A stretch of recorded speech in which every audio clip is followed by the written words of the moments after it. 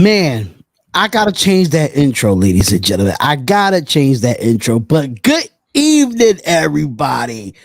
What's up, fellas? We got some talking to talk about today, ladies and Man, gentlemen. Yes, we Yeah, we do. do. Nothing but Raiders podcast. I gotta fix this. I'm just coming off my other show, so don't you've mind been me. working, bro. You've been working, man. I've Salute to been you.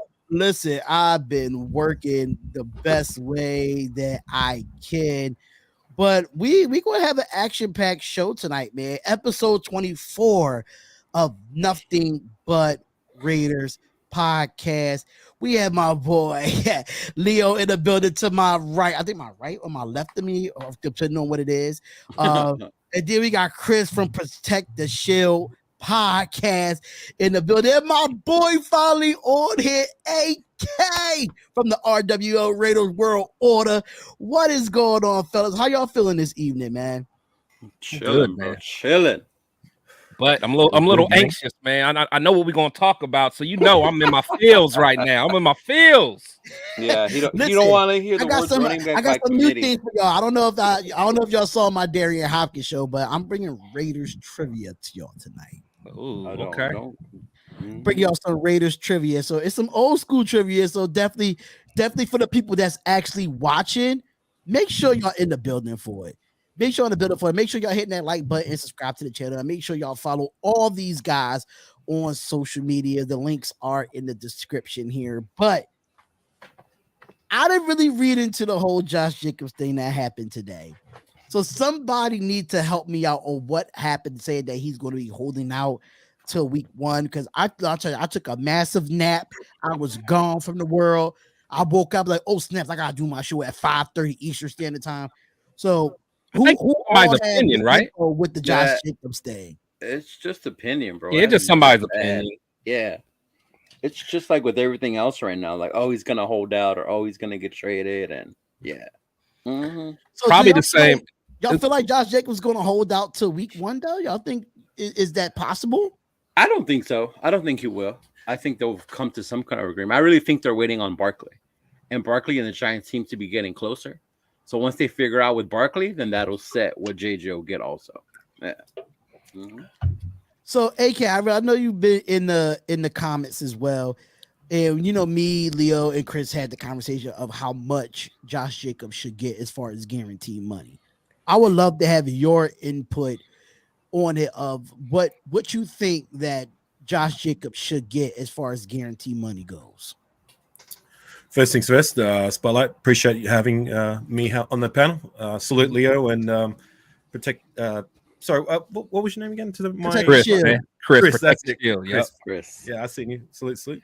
Everyone in the chat.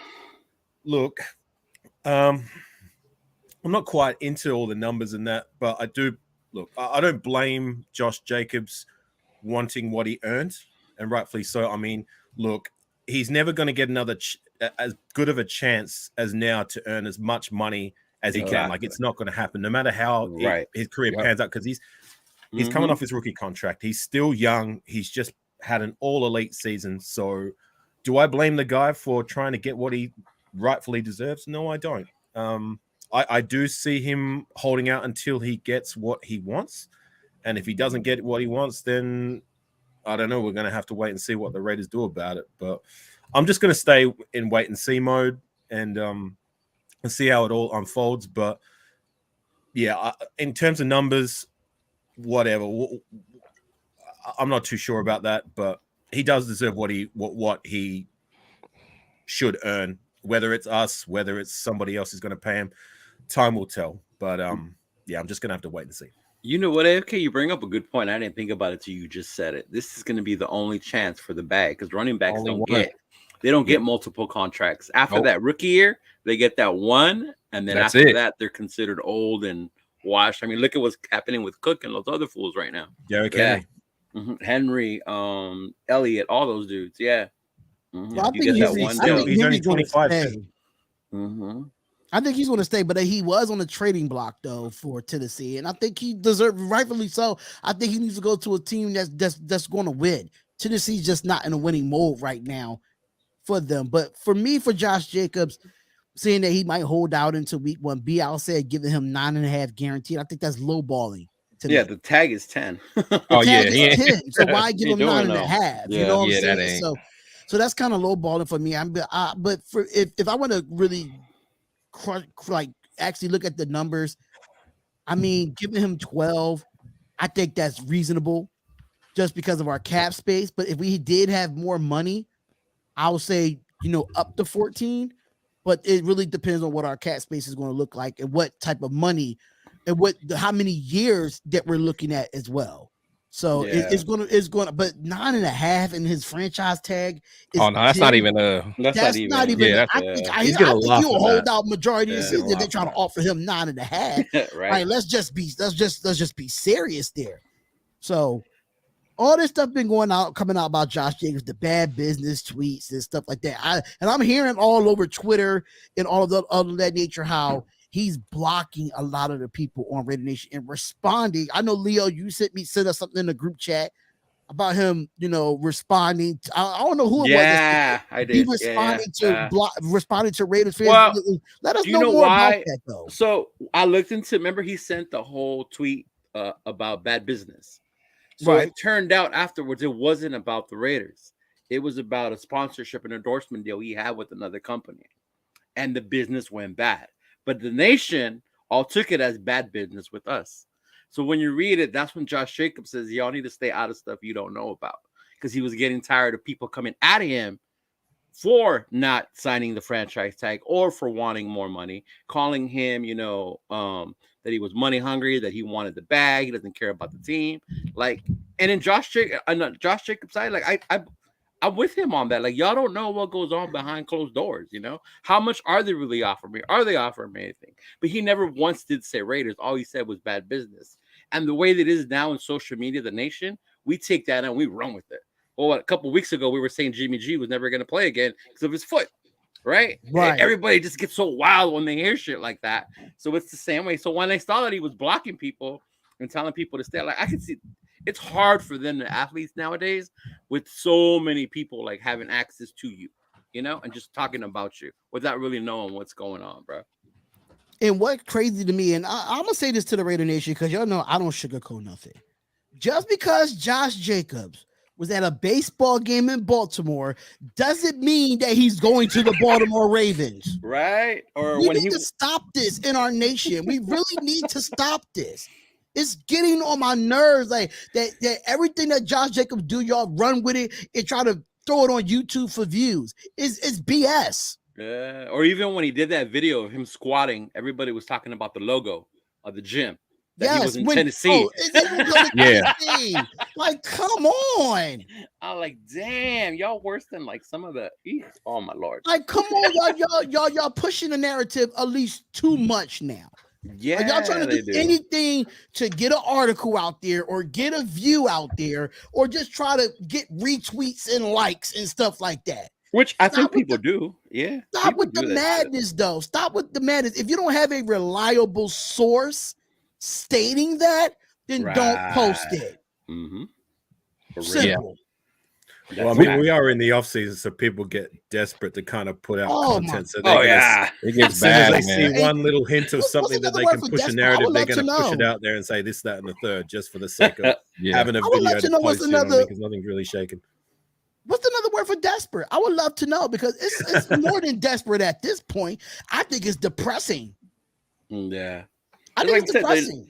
We're in June. Almost coming on July, people need something to talk about, right now, today, all I've seen today is about that article with Derek Carr, in New Orleans and how now all that stuff's coming out. I was going to talk about that next. Though. I have the article from Raiders Wire talking about the reason of coach of the failures of of the last 9 years for the Las Vegas Raiders. So it states that, he blames the turnover of coaches.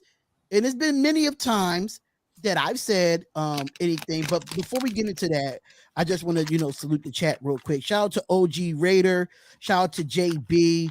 Shout out to Queen Raiderette, Anthony Estrada, B. Al, Papa T, Anthony. MC Raider. Shout out Ray Love. Shout out to Ray, all that's my y'all. Shout out to everybody that's in the chat, man. I really do appreciate y'all. Make sure y'all hitting that like button and share the live as well. Daniel Mora, what's going on? I just seen you just comment as well. But we talking about Derek Carr. I don't know why we still talking about him. I mean, he's moved on.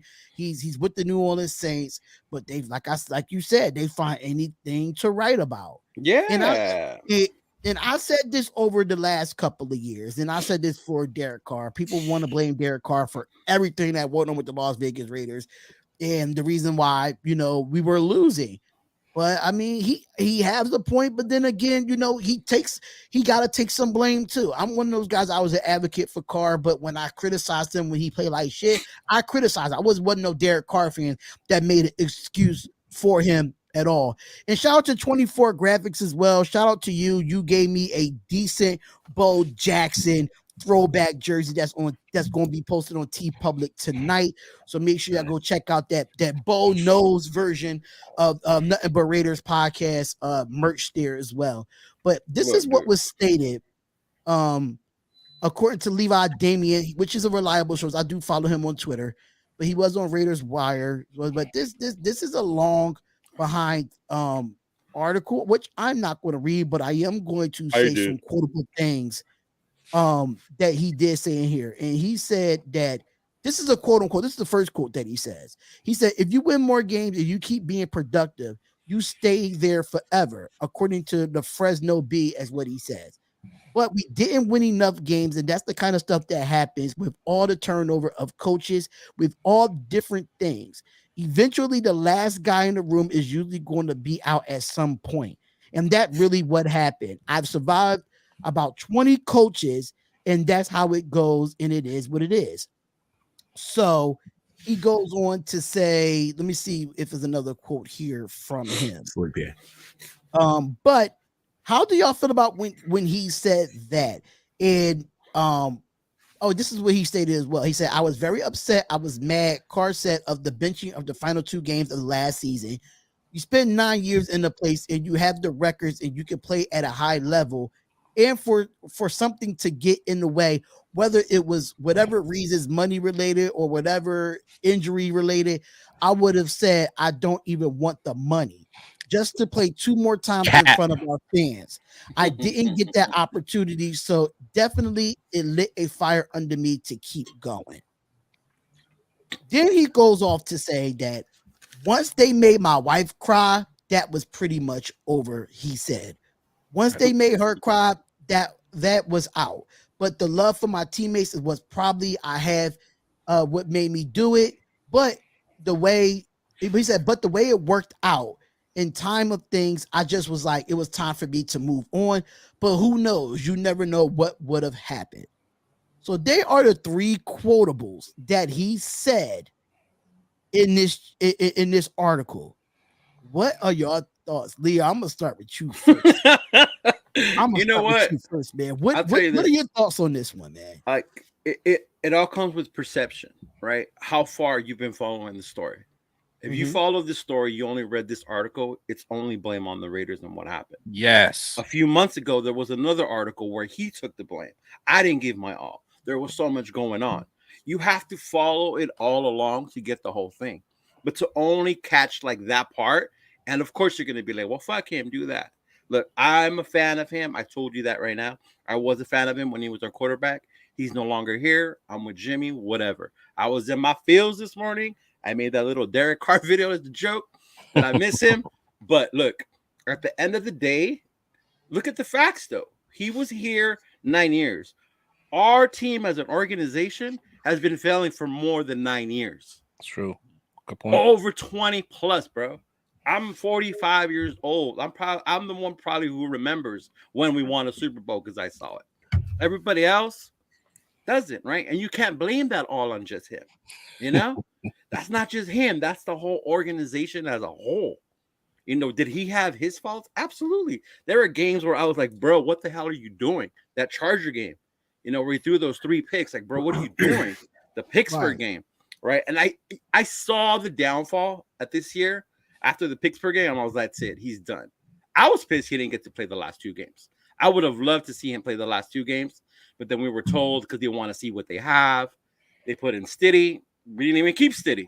You know, we all thought, okay, cool. They're doing that. I think my whole frustration with the Carr thing was them actually not having a plan of what they were going to do next. And that was an organizational thing. Because even though he was here 9 years, we never had a who was going to be next thing because they always relied on him. And that's an organizational thing. That's not a Derek Carr thing. He did what he could with what he had. He had good games. He had good years. 2016. We talked about the other day. If you could bring back one Raider, who would it be? I said fucking 2016 Carr, because that's how good he played that year, you know? But I think you just have to follow the whole story to get it all instead of just taking caps from here like, oh, he made my wife cry, or like, oh, it's their fault. When a month ago he admitted it was all my bad, you know? I didn't give it all. I feel like, and I'm gonna let Chris go next, but I think he's taking both sides. I think he's blaming himself for how he did things, but he's definitely not going to put all the blame on himself. Right. He's going to take his accountability and his responsibility, how he played when he was here and how things were when he was here. But he's definitely going to let it be known, like, it wasn't just me. You know what I'm saying? So that's my whole intake on it. But Chris, I would like to hear your thoughts on this, though. So, Carr, I rooted for him all 9 years. I had his jersey. You know, it's well documented videos of me cheering the man on, even last year. However, I'm always Raiders first. You know, that's why I made this, you know, my platform, Protect the Shield. You know, I have to put the Raiders first. I just think it was time to move on from him. Do I hate Carr? No. Will I make fun of him sometimes? Yes. Is he the worst quarterback in the world? No. But at the end of the day, he can't get us to where we need to go unless he has everything around him, like similar to what Matt Stafford had when he went to the Rams. Right. Now, if we had all that, Carr would be the perfect guy because he can come in, plug and play. That's why he might be successful in the Saints, because they have a lot of talent around him. But I don't think he will, though. But going back to everything that he said, I'm calling cap on all that stuff, because he could have took, I mean, he made comments about, you know, making sure he's going to get his money, you know, not taking a real hometown discount. So that's all cap talking about. I don't care about the money. That's not it. But what pisses me off out of all that is, why does it take for them to bench you for that fire to be lit? How come that fire wasn't lit earlier in the season? How come that fire wasn't lit, you know, years ago? That's what gets me about him, man. It's just like, you know, now he has this motivation out of nowhere. And again, yeah, he was pissed off. His wife was crying, whatever. But at the end of the day, I don't care, man. You got to play the game. And then if you are benched, be honorable with it. Hold that clipboard and help Stiddy out. Put on the headset, help Stiddy, tell him what you're seeing on the sideline, just like Stiddy does for you. Just like who was the other quarterback? Whoever our third string quarterback Chase was. Garbers. Yeah, just like them guys help you prepare every week to get ready.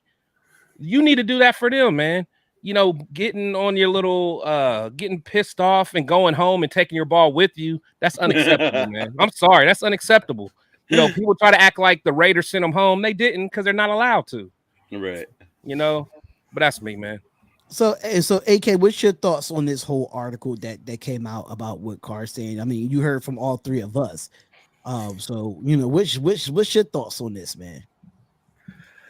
I saw little excerpts from the article just before when I was trolling on IG.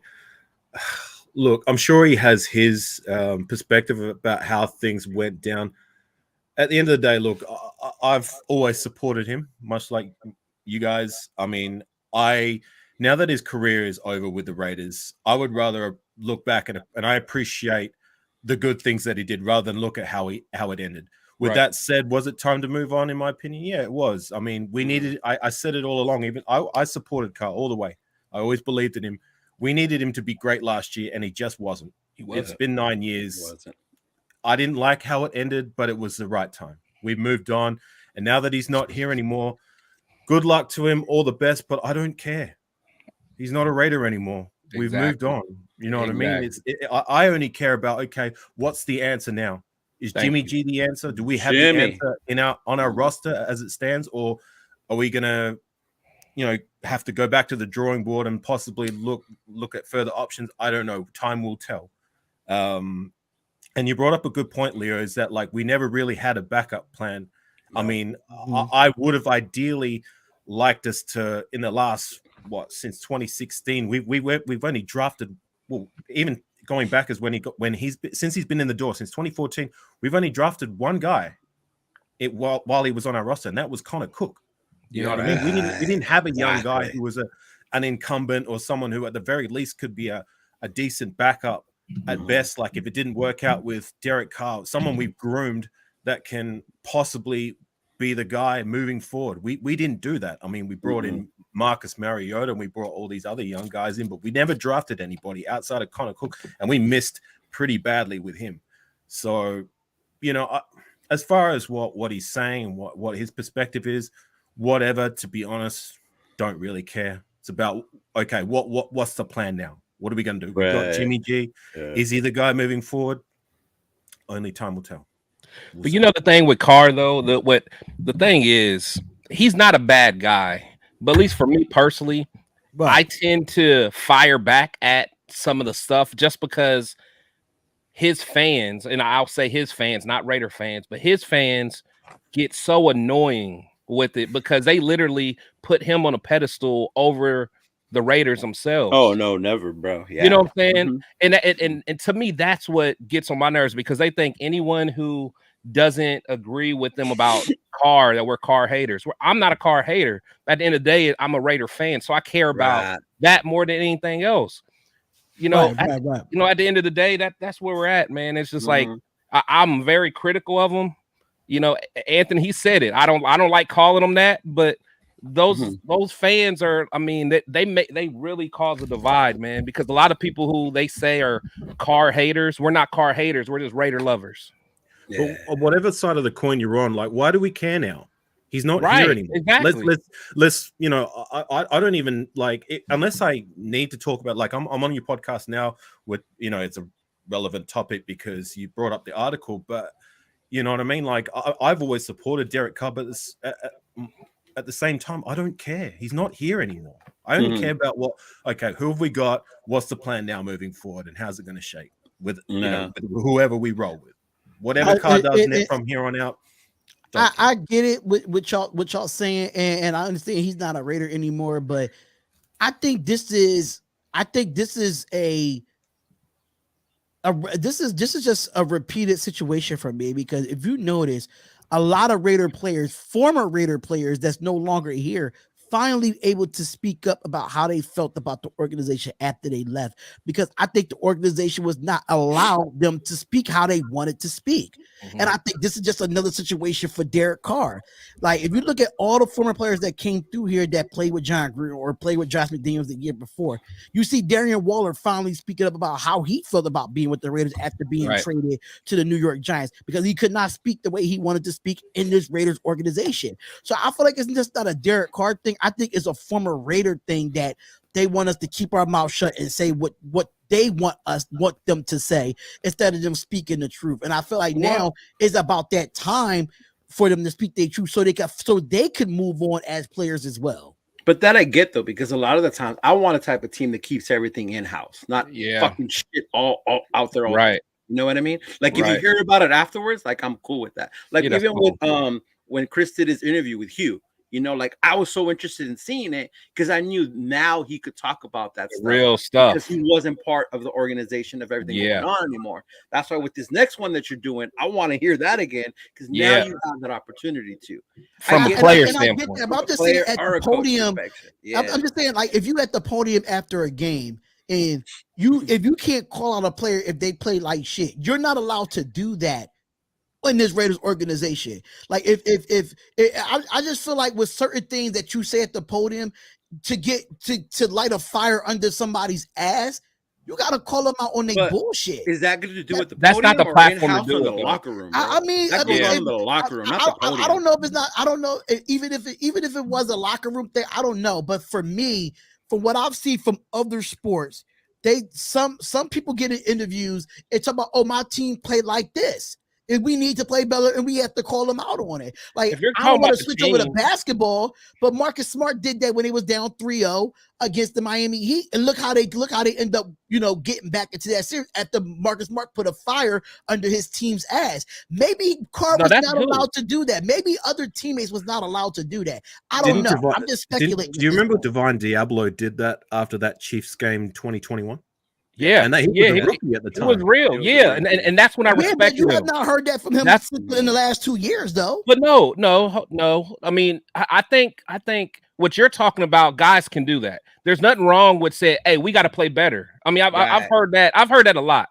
But what I don't like, and I think what Leo was saying, don't call no one out by name, like you know what I'm saying, like man, Devontae, you sucked that game, or Devontae got to do better. Now, if you're saying, hey, we play shit as an offense, we play like shit, then okay, that's cool. Yeah, but you gotta, I mean, hold everybody accountable.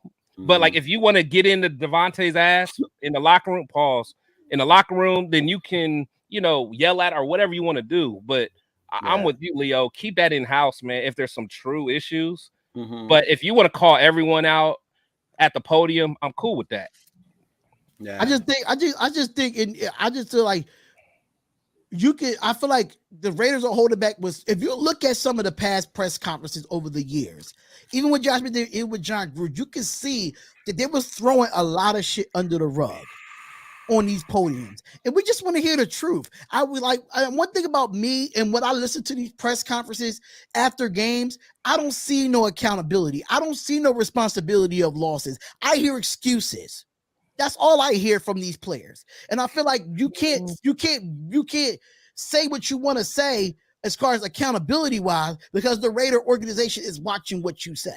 No, they've said that. I've seen Jacobs say we need to play better. I've seen them say the offense needs to move the ball better. Yeah, we can't always blame it on the defense. That's the obvious. We got to be like, oh, the offense play like shit. We got to do better. Didn't not in that context, but something. Yeah, Jacobs has done that. Didn't Jacobs do that before that said Chiefs game? And then, like, when we played the Chiefs, his very first carry of the game, he fumbled the ball. Yeah. That whole game was terrible. Isn't that when they went to the middle field? They went to the middle of the field of the Chiefs. That was stupid. When they went to the middle of the field, I was like, "What the fuck are you doing, bro?" Like, Look, I can appreciate like the sentiment of trying to rally the team. That's what they were trying to do. Rally the team, try to get them fired up.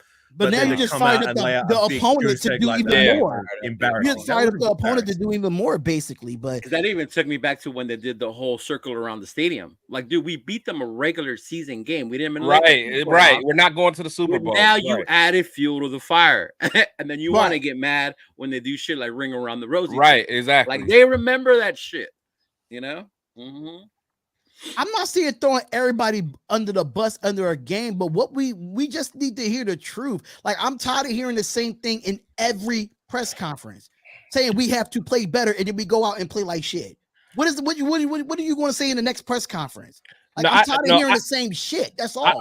I get what you're saying, because like I really hated Gruden's. It was tough listening to Gruden's press conferences and Carr's. No, I get it, but I think at the end of the day, though, I don't want, because we don't need to know all the internal stuff. Right. I mean, we saw the game. We come internal stuff, Chris. I'm just asking, like, if we hear we got to play better every week and we still losing, it's something else that needs to be said instead of we have to play better. Said or done. I don't want to hear said. Yeah, now I think that's more what we talking about. Yeah, fix the shit. Fix like, don't tell me, like, honestly, if we get our ass kicked, don't even do a press conference. Yeah, I don't even care. Right. I don't want to hear. I don't want to hear what you got to say. I probably wouldn't even watch it that day. I don't even watch press conferences. I don't. Yeah, all it is PR bullcrap. Right. I stopped watching. Remember, AK, I used to do them. I used to do the press conferences. Remember, I used to do them. Yeah, I used to do them so much, and I stopped doing them because I'm tired of hearing the same shit. Yeah, I only do it when I'm hyped from the win still. So I'm still hyped that we won. So I just want to keep hearing about those are other good, than that, yeah. But other than that, like if we got that last one, we got our ass kicked by Kansas City. Done, bro. I was like, I don't need to hear this shit. Yeah, because Carr's always like, put this on me. It's on me. Right. Mm-hmm. Yeah. And I get it. That's all I really want, man. That's all I really. I just want them to say something instead of, we just have to play better. I'm tired of hearing that. But that's where my critique comes from, and I know Chris is a big fan of McDaniels. To me, that comes to the coaching. Like you say, we need to do better. You say we need to do this. How are you making them better? How are you making these dudes better? What are you doing to make them better? What are you doing to make it better? Exactly.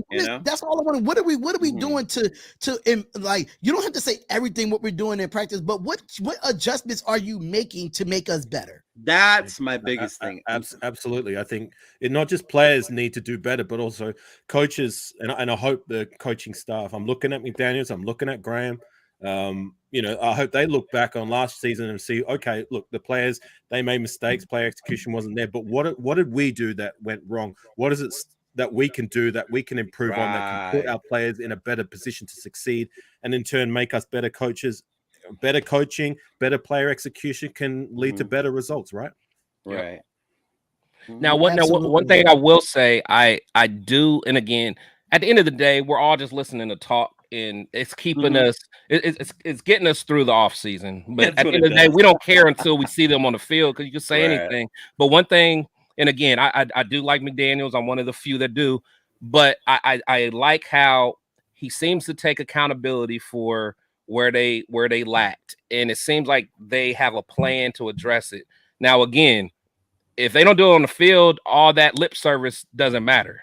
But at least I feel like the old guy, the old Josh McDaniels in Denver, he probably thought he did nothing wrong. So he probably, he was young, arrogant, cocky.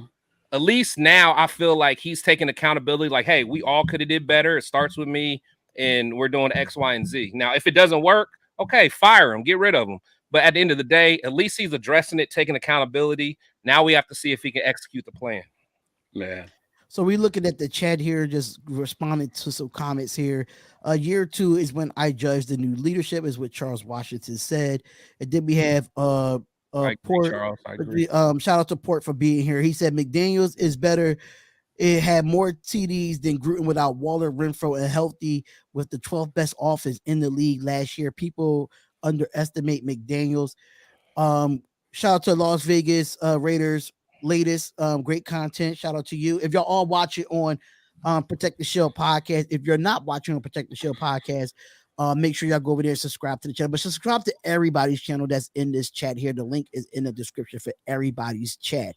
Randall Flores says, are you asking player God, they'll tell you McDaniels hold himself accountable the same way he does the players.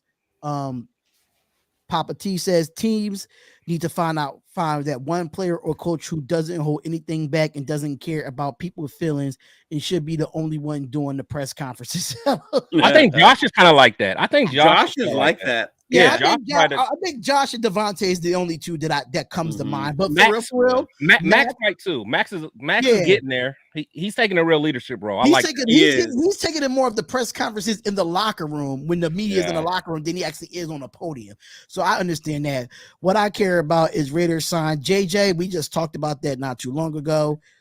Shout out to y'all, man. But it's not really too many rumors or news coming out, but they did have a ranking. I don't know if y'all saw the top 25 Raiders players of this past season, and they ranked 25. They ranked the 25 players from this past season. I can't think of 25 great players from last season.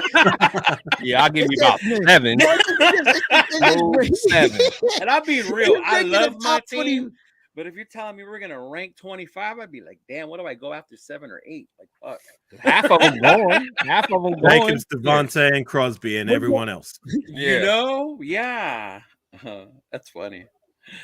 Oh man. So Ryan Woolridge, what's going on, Dominic 5? What's up? He said, Ryan Woolridge said, hi, bro. Your thoughts on Devontae Adams that would leave the Raiders after the season? I don't think he not is. going nowhere. He ain't going nowhere. But we have to win if we want to keep him happy. That's one thing I can say as a wide receiver, because wide receivers are divas, and Devontae Adams can probably be that in some sort sometimes, but understandably so. It makes sense. But we have to win to keep him happy. So I don't think he's leaving. I think he's here for the long haul. But he's getting up there in age. He's going to want to win. He's going to want to win and at least get a championship, probably with us. OG Raider said Trey Tucker needs to plan out. That pick alone tells if Ziggs draft or not IMO. So, well, that goes with Wilson and Mayer too. Those are our top 2 picks. You wasted the number 7 on Tyree. Can I respond to that? Is the big one. Go ahead. Can I respond to Papa T? Like this one right here.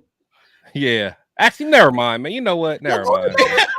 Don't respond, bro. Go ahead. I would love to hear your thoughts on this, man. That is such a false narrative right there. You can't show me nowhere where the players rated him the worst coach. What it did say is that, and you can go to the NFLP or the NFLPA.com is where they did the survey that he's talking about. All that they said was the coaching staff was the lowest rated category. So when you're talking about players prioritizing the training facility, the weight room, we have all state-of-the-art stuff. All that stuff is going to be rated very high automatically. We have state-of-the-art everything. Our lowest category was the coaches, which kind of makes sense because he holds them accountable. So like I get tired when I'm hearing that, because that's not it. Everyone is so quick to say, oh, well, the Raiders rated him the 32nd coach in the NFL. That is not true. That is just the last category of that survey. Yeah, of the survey. That's it. And not every coach is going to be. Sorry, Papa. I just wanted to clear that up, and I see you didn't read it, but you're not the only one that says that. Go ahead. I hear you, because not every coach is going to like every player. I get you hear other players like Brandon Marshall can't stand this dude. He can't, but he has a history with him. Right. So there's a history. There's more to it than that. But I wouldn't go off and say, look, he hates him. Of course he doesn't. Remember, there's players that came to Vegas for him. Play for Josh him. McDaniels. Myers could have went anywhere. Myers could have went anywhere to the top Super Bowl contenders if he wanted to. But he came here to play with McDaniels, and that speaks a lot, about where you want to be, who you want to play for. Yeah, respect Papa T. It's just a lot of people say that. And again, I probably defend him more than most. Yeah, because I do. Because I like him. I believe in him. But if he sucks, we'll kick him to the curb. I'm holding him accountable just like everyone else. But I want to give him a shot. I'm probably on the other side of the coin from you, Chris. Like, I mean, I even as far back as before last season, and shout out to Port Adelaide Raider, because I know he's in here. Before we even hired a head coach, he was one of the top guys that on Port Adelaide Raiders' agenda for who he wanted in the door as a head coach. I remembered his time at Denver, and it wasn't pretty. It was bad. And a lot of, there's been former players who have spoken critically about his time there. So I for one, didn't really want him in the door. He's here now. I'm going to give him a fair shake. But like, for me, he hasn't proven it yet to me that he's a good head coach. And I think that's something we can all agree on. I think he still has I'm saying yet. I mean, he still has time. Is very I'm going to give him time. But, until proven otherwise, he hasn't proven to me personally he's a good head coach. But I'm hoping that can change with the draft, the moves they're making, and the youth movement moving forward can pan out in the long run. So I'm going to give him a chance, a fair chance. I respect that. Now I respect that. Now he's not a McDaniels supporter, but you hear him. He's going to give it a chance, and he's going to let it play out. Now again, no. I do support McDaniels because he's our head coach. Okay, yeah. I support him. I like that. He hasn't proven it to me. We need more like that. We need more fans like that. That's what I'm saying. Because there's literally people that say they're Raider fans, and they don't support McDaniels. Which I don't see how you can have it both ways, but that's just me. I support. I support him because it's like if he wins, then we win. Right? Exactly. I'm one of those guys. I support McDaniels week by week. I criticize and I give him his props week by week. You can still support and criticize at the same time. But it got to be on a week by week basis. As of right now, I mean, when it comes to McDaniels, I think he's so smart at being offensively when it comes to him being an offensive coordinator. It showed last year. Even with the shitty season that Carr had compared to other years. Our offense was still ranked higher. Yeah, our offense was still, but if you even look at it before McDaniels, our offense was always like in those top 10 or top 15 offenses. If you always looked at it, it's just a bit our defense side of the ball that's really been our issue. Let's keep it. That's going to be an issue. It continues to be our issue. And it continues to be our issue. And sometimes we look at these offensive-minded coaches that we bring in, and we blame Josh McDaniels, or we blame these offensive-minded coaches for, this coach is not doing this right, this coach is not doing this right. But it's really who they hire in that defensive coordinator position. I think that's where the blame comes in, that because our defense is the main issue for this Raiders team. If we can get our defense together with a top 10 offense to be on the same level, I think us as a Raiders squad, we will be good. We will be able to win more games and get back to the playoffs on a consistent basis. But our problem is defense. But to your point, is that McDaniels' fault, or is that the organization's fault with bad drafting and not developing? When you become a head coach, it's on you. You have to. I know it's on you. Yeah, that's what he inherited. Yeah, they hire you to hire your staff. Yeah, and that's who at the time John Gruden had Paul Gunther, and then when we had Gus Bradley, and then now with Josh McDaniels, we have Patrick Graham. So if we could keep keep this coaching consistently and keep the players here too, man. Continuity has been our issue as well. And I'm one of the ones that I'm not really big fan of Josh McDaniels, because I feel like it was better coaches out there at the time that we could have got that was better than Josh McDaniels, but he's here now. So I'm supporting it. Because I wanted a defensive coach instead of an offensive coach. I wanted a defensive coach. So for me, it's a little bit different, but I understand why they went with Josh McDaniels. I understand why they went with Dave Ziegler. And we just have to see it pan out. And I'm not trying to be patient, but I gotta be patient. You have to be. You can't expect them to come in and inherit that defense and be good the next year. I get that, but how can we not be patient? We've been bad for decades. That's what I'm saying. It get to a point where if we can keep the same players under contract for more than at least 2 to 3 years to play together, this defense will be better. We always have moving parts on the defensive side of the ball, and we have to learn a new system every single year. Now we have our second year under Patrick Graham. Now it's time for us to keep this core around as long as possible. I mean, add a few veterans in there as well that's still a little bit in a prime and a little bit more athleticism to this defense. And then we'll be good. I think offensively we are set. You don't need to add anything else but depth to the offensive line when it comes to that. Running backs, if we could get Josh Jacobs good, we still have more depth there. We have depth at the wide receiver position. We have depth at the tight end position. I think we just need depth at the offensive line. Quarterback, we have depth there as well. But defensively, that's been our issue for the last 20-25 years. Can I respond to a comment again? Or actually, I feel like I need to just stay out the comments. Never mind. Go ahead, Leo. Go ahead, Leo, man. We want to hear from the fans, and the fans wants to hear from us. So I think they did upgrade the defense finally, and they're starting with the defensive line by picking Wilson. By taking Wilson, adding that strength on the other side of Max, and trying to build up that inside. That's how I see they're finally starting to do that. Hopefully we complained about that pick. Because people like to complain. We're Raider fans. That's what we want to do. Everybody wanted Jalen Carter. People wanted AR-15. People wanted us to trade the whole Jalen Carter to get Jalen Carter was the one. I did want Jalen. I ain't gonna lie. I did too. I did, but I wasn't mad at Wilson though. I wasn't mad at. No, I wasn't either. Yeah, I wasn't either. Carter was a gamble we just weren't in a position to take, unfortunately. A team like the Eagles, they can afford to make that because they're competing for a Super Bowl. If it doesn't pan out for them, it's not as big of a deal if it didn't pan out for us. And they got the support for him by having the other dudes there already with him. Right. Yeah, his old roommates. His old roommate. They're all there. With Jordan Davis. We can't afford to whiff again on our first round draft pick the way we have in recent history. We couldn't afford it. A team like the Eagles, if it with Jalen Carter, it's either going to be one or the other. He's going to be able to put it together. None of these off the field issues that have been creeping up of late are going to affect his professional career, and the guy's going to be a stud. Or he's going to be a bust of epic proportions. You know what I mean? It's going to be one or the other. It's not going to be any in between. The Eagles are in a position to be able to make that kind of gamble. We're not. We cannot. You know what's crazy about that, AK? The Eagles didn't even break the bank for him, even though where they got him at, they didn't even break the bank for him. No, they didn't. I mean, they had leverage, man. I mean, because leverage. Yeah, because he's grateful to be there, so he's happy off rip. So he probably, if I remember, was he one of the first ones that even signed his contract? He was one of the first ones. Yeah.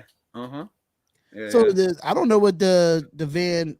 I don't know what the interview. I don't know what that means, but Ben McElroy. Yeah, I'm not. We need like yesterday that Wilson is ready to play. I mean, we talked about it last. We talked about it last week. Is like, how are they going to, play Wilson? Inside out or outside in. It really depends on how the scenarios are there. But the comments are they're going off right now. Tyree was a safe pick. I mean, he doesn't have the ceiling that Jalen Carter has, but there's no way he has the floor either. I mean, at the very least, I think we got a solid guy. Can he be more than that? Time will tell. Right. But I agree there. I'm not mad with the Tyree Wilson pick. I think having Max opposite helps.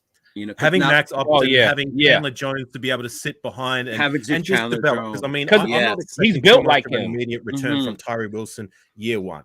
What I mean? Give him time to develop.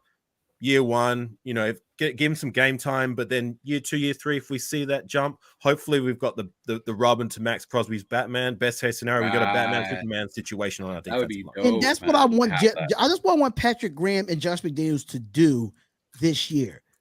Even though these players are young and they're sitting on the bench, but the best way to develop is to give them reps. Oh yeah, that's been the issue with Josh. I don't know if it's Josh McDaniels making the last call of who plays and who not plays, or what the depth chart is. But we didn't see a lot of Malcolm Koonce last year that we should have. You know what I'm saying? But so maybe it's for a reason. Maybe we think he could be more, and he's not showing it on the field. I feel like how can you show it on the field when you're not on the field? I do feel like there's something about Malcolm Koonce that we don't know, because Gruden almost treated him the same way too. Yeah, we saw him more on the field with Gruden than he did with under Patrick Graham. We saw him more there. It's almost like maybe he doesn't practice hard, or there's something that we don't know, because like I said, I remember I was at the game, the first play he ever got in, and he got a sack. I remember it like it was yesterday. It's like, I don't know. There's something that we don't know, and it may come out later. Hopefully I can get him on Protect the Show podcast interview. You know what? That was a good one. That was a good one. But wait, who was the comment you were going to reply to, Chris? Oh, yeah, because I'll highlight it real quick. He left, man. It was Jack Kenna, man. But he left, man. It's all good. Can I have a take on Malcolm Koonce when you guys have? Go ahead. No, go ahead. No, go ahead. Go ahead. You go ahead. I just wanted to say, like, in regards to Koonce, I mean, there's never really a lack of effort whenever he does see the field. But that's the thing, is that he hasn't really seen the field much, to your point. But I've made the point a few times in my own lives, is that I personally believe that he's been in the doghouse with Josh McDaniels going as far back as, remember preseason last year? Remember there was that quarterback. Of somebody hitting the quarterback. Yeah, that was Malcolm. Like, if you pay attention to the way McDaniels chewed him out, because McDaniels, like, he stopped practice, he chewed him out, and then Malcolm Koonce kind of went like this, and then McDaniels turned around and he's like, and don't effing wave your hands around like that. Just the way he spoke to him. Yeah. It didn't seem like he respected them too much. And then fast forward later on in the season, You remember that Chiefs game? Remember how they were about to kick a field goal? They missed it. Oh, I can't remember if it was missed or it was blocked, but he got the we penalty. ended up getting penalized. Yeah, they got the ball back. They ended up driving down the field for a touchdown. He lost his shit. Now, the penalty was called on Malcolm Koonce. Malcolm Koonce, like when you watch the replay, he didn't do anything. He goes. I remember seeing the footage on the TV. He went to the sideline. The camera's panned on him and McDaniels, and he's trying to plead to McDaniels like, "I didn't do anything," and rightly so. He didn't do anything. McDaniels didn't even look at him. He was like, "No, I don't want to hear it. Go away." He just lost. You know what I mean? Like just the way he spoke to him, it just screamed like he just doesn't respect him as a player. Like maybe I'm looking into it too much, but just. I don't know if you connect the dots, the fact that he's not getting game time, even though like there's no lack of effort whenever he does, it just doesn't seem to me he's just one of his guys. But he's going to need a big preseason to make the roster. So. Do you feel like it reminds you of the whole thing with Jordan Poole and Draymond Green had, they hash out, when Draymond Green punched Jordan Poole in the face, and then that team has not been the same the whole year. It's kind of like that, but it's without the punch. You know what I'm saying? So Draymond, he's not going to be. He's a free agent for the Warriors. The Jordan Poole got traded, so we don't know what's going to happen. With the 53-man roster, if Malcolm Koonce stay, I really want him to stay. He's going to have to earn. He's going to have to earn his spot. But the thing is, like with Koonce,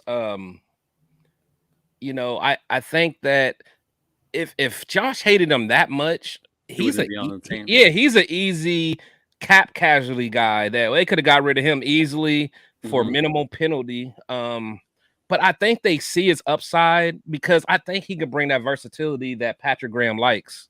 Yeah. Honestly, I think because when I used to watch highlights of him coming out of college, I know it sounds crazy, but he had like a lot of Von Miller-esque to me, so I wouldn't even mind seeing him as a 3-4 outside backer. But I mean, so I think that he can have some versatility. I want to see more of him, but like you guys said, there's something there that we just don't know, and we'll see what happens. I just want them to make a player assessment of how he produced on the field to see if he fits, because even though you're practicing, it's not live game. And I was always a type of person. I was always a type of coach that I have to see you how you produce on the field before I can say that you're cut or you're done or I release you.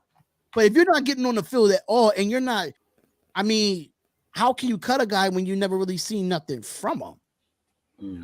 I think it's disappointing that Malcolm Koonce hasn't. I mean, look, I do see the effort whenever he's on the field, but it's disappointing that he hasn't produced more or solidified a role as a decent depth guy, rotational guy on that second line to give the likes of Chandler Jones and Max Crosby a breather. I mean, ideally we would have wanted that, but we would have got that by now. We haven't. So I think of a lot of just about anybody on this on the defensive side of our roster, he's going to need a very big preseason to prove that. If he doesn't prove it in preseason, and I believe he's going to get a lot of snaps to be able to do so, he's out the door. He won't make the 53. I agree. I think he needs to be. I think for all 3 preseason games, he needs to play. He needs to show up. At least 2 to 3. At least 2 and like 2 quarters or 2.5 quarters. Yeah, I mean, really, he will, because Max isn't going to play at all, and Chandler won't play. So honestly, I wouldn't be surprised if he plays 2 to 3 quarters, 2 to 3 quarters every game, every preseason. Will y'all put Tyree Wilson out there as well? On the opposite side of him, depending on where he is on his foot. Yeah, I got to see what his foot's like. Where we at with his foot first? Yeah, because I think he's going to be competing with like Adam Plant. Who you think? Koonce will? Yeah. For that roster spot. Plant's a good story, man. He's a good story. Yeah. I think as far as Tyree, I think the good thing about the position, defensive end is one of the easiest transitions from college to the NFL. You just basically just got to get used to the quickness of the tackle and just some of the strengths, but it's one of the easier positions to transition. So I think if Tyree doesn't play all that much in preseason, I think he can still come in week 1 and have an impact. Or at least get that gameplay in the season. Yeah. Yeah. And shout out to Raider Twan as well. He said some coaches have tendencies and they lean towards vets over young bodies. They do. Only, but they default. Shout out to Raider Twan, man. Gruden did. Gruden was definitely like that. Gruden was definitely like that. Yeah. He was. Mm-hmm.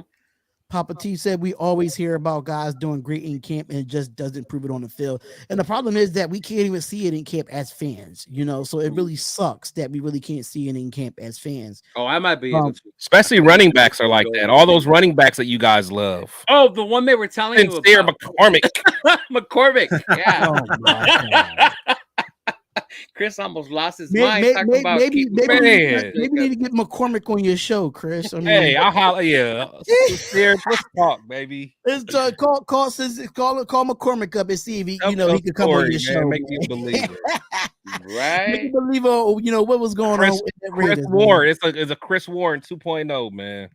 Remember Chris Warren produced in preseason. Sincere McCormick hasn't done nothing yet. Right? That's my thing. And he's the next big hype. It reminds me of with Atkinson. Remember Atkinson? Yeah, Atkinson the third. Yeah. Well, at least again, Atkinson actually did some things in preseason. You know what I mean? We ain't see nothing on McCormick, man.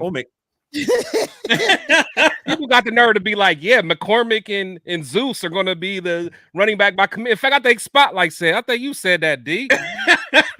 Did you say that McCormick McCormick and Zeus are going to be? Say that. I think you did, man. I said we do have running backs that we drafted in the last year that we drafted 2 running backs that it looked like it's going to be a running back by committee with Josh Jacobs. I never said nothing about Zeus and Sincere McCormick being a running back by committee. See, you trying to get me in trouble with the Raider Nation, man. You trying to get me in trouble. I'm already in trouble. Misery loves company. Somebody coming down with me, man. Right. To be fair, though, I'm going to be very interested to see if Sincere McCormick does get a chance in preseason to show us where it's because I personally, I'm not sold on any of these other running backs we have in the room to be the guy. I was pretty disappointed with Zamir White, not at the very least. He only had 40 carries all year. He barely had 10 carries the game. He's a rookie. You got. I don't know what expectations y'all really have for Zeus, even though Josh Jacobs was there. I can answer that if you give me a chance. Then they were no, you good. I'm sorry. No, that's cool. I was just, I can give you an answer for that. Okay, so I something I've said on previous lives is that I never really had that moment with Zeus in his rookie year, which makes me feel like I can be confident he can be the guy. Yeah, like he's next up. If something bad happens to our feature back in Josh Jacobs, whether we don't bring him back or he goes down injured, I had that in previous years when we brought in a rookie in the door with the likes of Darren McFadden, with the likes of Latavius Murray, with the likes of Jalen Rashad and DeAndre Washington in their rookie years. They at least showed me some moments, some games where they did pretty well. They can be the guy moving forward. I never had that with Zamir White last year. And it was a little disappointing. Yes, Grandy's a rookie. He does have time, but just saying. We could agree to disagree. I just feel like with Zeus, like I said, he's just like another Malcolm Koonce. We didn't see enough of him on the field. But even because we ran Josh Jacobs with 30 times a game, damn near. But it's an eye test for me, though. It's like you can see a running back, you can see someone with vision. And again, I'm a Raider fan first. I want him to do well, but I just don't know, man. I just don't hopefully he shows me something, but for you guys to act like we can just give away this 25-year-old all pro and for Sincere McCormick and I don't know who's saying that. Whoever's saying that, they I know I'm reaching, but still, but you guys get the point though. It's I don't know. No, I'm not saying that Zamir White could be a number 1 running back in this league. No, I'm not saying that because if you look, like I said before, when he was at Georgia, he wasn't even the number 1 running back there. He was a running back by committee. He's a running back by committee type of running back. So trying to put 25 carries and 30 carries on him, that's just not his game. So that just doesn't make sense to me. But I'm just saying, just give the man a shot. And why he's a running back by committee, not being a number 1 running back, because we are learning in the NFL in itself that there's no true number 1 running backs in the league like that anymore. There's a few. It's only 3. It's only 3 or 4 out of 32 teams. It's like 3 or 4 running backs that's really number one. But if you look at the teams that have won the Super Bowl, how many running backs they had running backs by committee? But who do those teams have as quarterback though? I'm not letting you get that part. Oh no, Leo! I got a promise you that San Francisco 49ers went through 3 quarterbacks last year. And who's the running back? McCaffrey. Well, yeah, but they traded for him. But Elijah Mitchell. But hear me out. Elijah Mitchell had 1,100 rushing yards last year before McCaffrey got there. And were they as good the year before McCaffrey? Yes. If you look at the 49ers, every single year they've been in the damn near in the conference championship. Kansas City with mediocre running backs. They went out and got an undrafted. The Chiefs went out and got an undrafted free agent in Isaiah Pacheco that came out of Rutgers. But who's Kansas City's quarterback? I understand that. But if you look at Brock Purdy and you look at Trey Lance and you look at Jimmy Garoppolo that was injured, none of them quarterbacks compete with Patrick Mahomes, and you can still put up the numbers with a running back committee with the 49ers. The 49ers did it with they traded for McCaffrey for a reason. They got traded the for number McCaffrey because they got rid of Moser. They didn't have no other depth there, but Elijah Mitchell did it got for hurt a reason. too. Why? Why did they trade for McCaffrey? Because Elijah Mitchell got hurt this year. That's why. And they have the number 1 running back. Do they have a number 1 quarterback? They don't have the 49ers don't have the number 1 quarterback. Even though Purdy was balling his ass off before he got hurt, though. But he's not a number 1 quarterback. He's Mr. Irrelevant. Like, come on, like. No, but that's what I'm saying. You can't say that about running back when you talk about the championship teams, because those teams have a fucking elite quarterback, with the exception of the 49ers. They have an elite fucking defense. But outside of Patrick Mahomes, right? That's won 2 Super Bowls. Name some other running backs that won Super Bowls without their number 1 quarterback. But what I'm telling you, what you're failing to realize, those teams had an elite quarterback. Not every team that won the Super Bowl had an elite quarterback. Who didn't? Flacco was not elite. No, you're talking about recently. You're talking about recently. You're talking about recently. Flacco had an amazing fucking defense. Exactly, but I'm saying sometimes they don't need to be a. It doesn't need to be a Ray Rice quarterback to win a Super Bowl. But they had a number 1 running back, right? To win a Super Bowl, you just don't. Now they had Jamal Lewis back then. Oh, and Jamal Lewis was even better. Even better, right? Even better. Jamal Lewis won what with Trent Dilfer, if I'm not mistaken.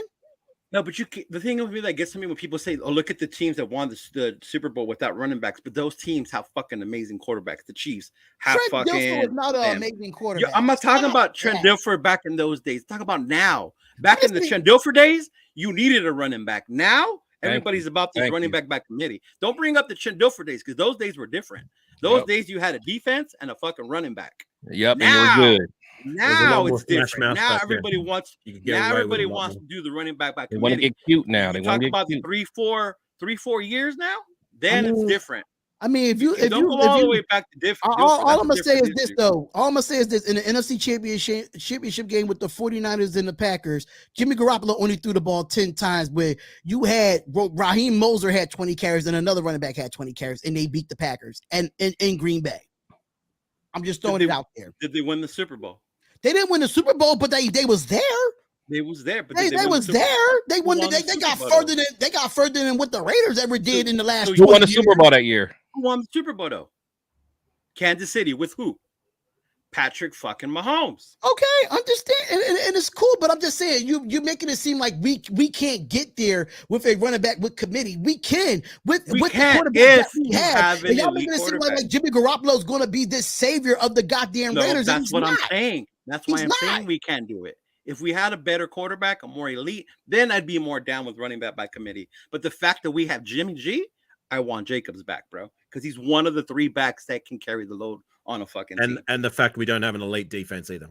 That part either. Thank you. Yeah. Like I broke it down in the past 10 years. The top running back each year, 8 of those times the team went to the playoffs. 7 of those 8 times that team won their division.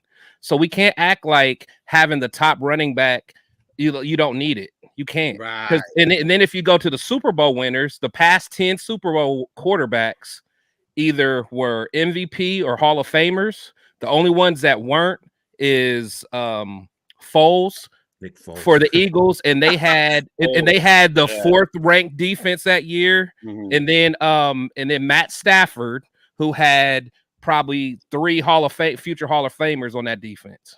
Yeah. But name the running backs that Stafford had. It was a running back by committee when he won that Super Bowl, correct? I don't even remember who. Yeah, I don't remember who they were. But I think that's what I'm saying. You got to have a like if you're gonna do, you got to have a defense. But Stafford, we don't have that. Your roster has to be elite. If you're gonna run with a running back by committee, you've got to have a defense to go with it. To your point, Leo, an elite quarterback, or to your point, Chris, an elite defense. You know, what I mean, something about your team has to be able to compensate to make up for it. Yep. An elite running back or a running back. I just feel like I just don't want us to wear out Josh Jacobs. That's just my only problem. No, and we shouldn't. That's why I say running back by committee, because it's been times where I feel like Josh Jacobs, if just hypothetically, if he gets hypothetically, which I don't want to happen, is to get hurt. That's why I want the running back by committee, because it takes a load off of Josh Jacobs getting that wear and tear. Yeah, so I don't want it to be like the next Derrick Henry, where he don't have. I think you're getting it confused. Where like a running back by committee, the way I see it, is like kind of what New England does, where they literally have 3 or 4 backs running. Now, I think what you're talking about is kind of like what Cleveland does, where they have a true number 1, but then they got a solid number 2 that comes in and spells them. So, but I don't think that's the running back by committee, though. I don't look at it as a running back by committee. I mean, but I think that's a RB1, RB2. Yeah, but in the league, you still got to have a pass catching. You got to have a catching running back out the backfield. That's why I say running back by committee with us, because you have that Amir Abdullah that could do different things outside of him just running the football. That's the third down back. No, he's that third down back that we don't need Jacobs in that situation.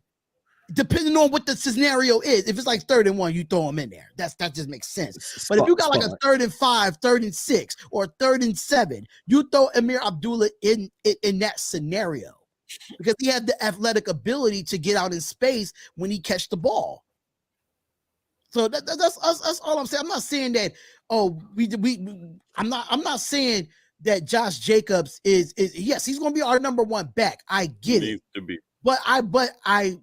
But I still want to. I just don't want to wear him out at this age, knowing the previous injuries that he had in the past.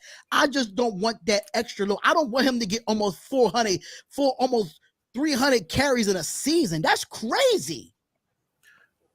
How confident are you in our spellbacks to be of any of these other guys to be a decent spellback? To your point, if Josh Jacobs needs a breather or something happens to him, how confident are you in these other guys, or any of these other guys, to be the guy to emerge? If you look at the way the NFL offenses are in the NFL, you could put running back in multiple situations. You could play to a lot of their strengths, especially when they came out of college. If you look at Zamir's White college tapes, best of his ability is in the shotgun, is in the spread. That's where he's good. He's a jump cut type of guy, play his foot, get to the hole, that type of, you got to play to the player's strengths. And I feel if we don't do that, then they're going to setting them up for failure. See, I got to push back there too, because I get it. You play the player's strengths, but at the same time, you got to have your scheme that you run and perfect. These guys have to adapt to what you're doing now. Now, if he's not the right type of fit for you, then you don't draft him. But I don't agree with changing your whole philosophy for a guy unless you got someone dynamic like a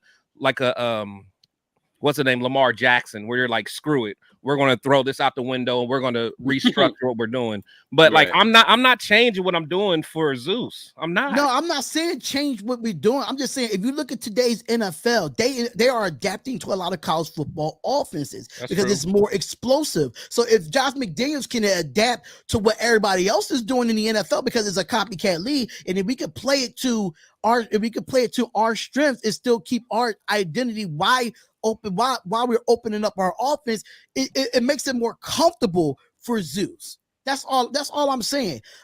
Because we are in this. If you look at the Kansas City Chiefs and how they run their offense, and how Isaiah Pacheco, undrafted free agent, was able to hit the holes out of the spread, because that's where we are in the NFL with the spread.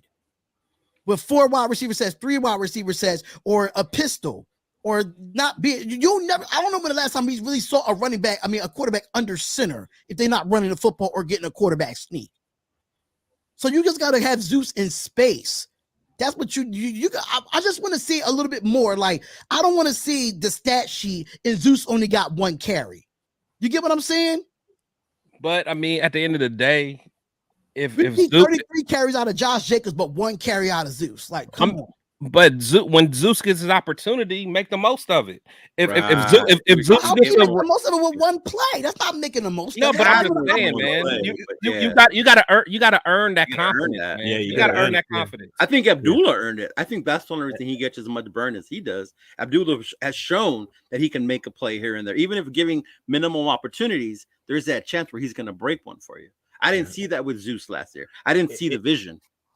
It goes back to what I said. I mean, you know, like, yeah, you do need to earn your opportunities, and when you do get your opportunities, you need to make the most of them. It goes back to what I said. You know, when Darren McFadden in his rookie season, in his limited touches, he made the most of them. He showed enough to. How many carries he had? How many carries he had though? He didn't have. I'm not sure, but I remember he earned them though, being there.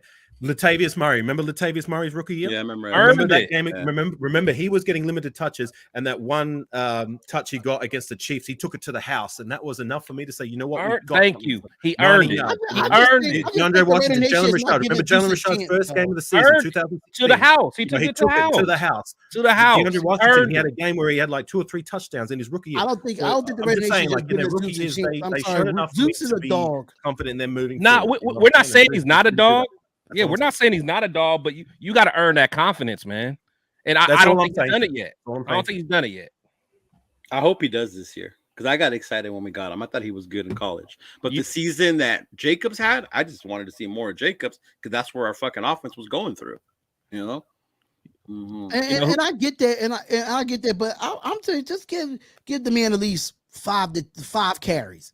But I as me being a former coach, I can't dictate a player's potential off of 1 play. I just can't. That's fact. That's a fact. I can't. But the thing is, you got to realize, there's been many games when we only saw him get 1 or at least 2 carries, and you not even the carries. If you even put him in the game and you don't even hand the ball off to him, then what is he supposed to do?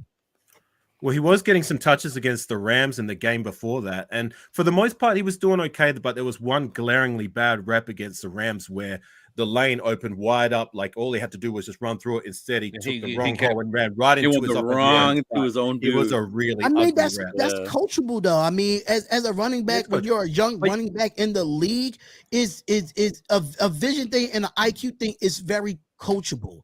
It's not like this man is a scrub, because it's definitely not a scrub. See, but another thing you guys aren't, or not you guys, but I think you're failing to realize is if you really look and understand kind of how NFL practices are, you earn just to get reps in practice, you got to earn those. Mm-hmm. So it's not like they're just giving Zeus just 1 carry and that's it. Like, there's a reason for it. You know, whether he's not earning it in practice.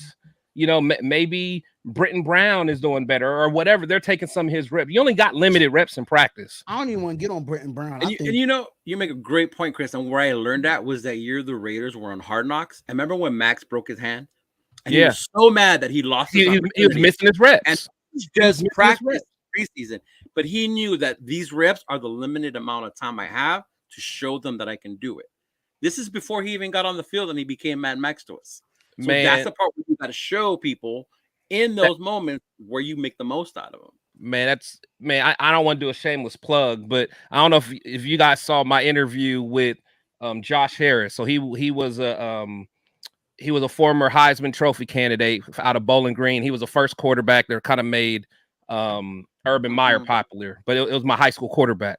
So we're friends, and he was telling me he got drafted to the Ravens, and he was just telling me about how hard it was just to get reps. Like he literally, I mean, like you may go the whole practice and only get 3 or 4 team reps, and 4 of those, maybe 2 of those reps are handoffs. So you got 2 reps to really impress. And he was like, for me to get those 4 to 6 reps, I earned those in OTAs. Yeah. So it's like so it's really like a trickle down effect where like for you to get a rep in a game and get some snaps in the game, it's not like they're just given to you. You're earning every damn one. So if he's only getting one carry or what, if there's a reason that we just don't know, maybe he's not beating out Britton Brown or Brandon Bolden or any of them other dudes. Because we know Brandon Bolden's still on the team. Don't get me started there. Bolden sucks, but my thing is, how come we can't get rid of him? Because there's no confidence. The confidence is lacking.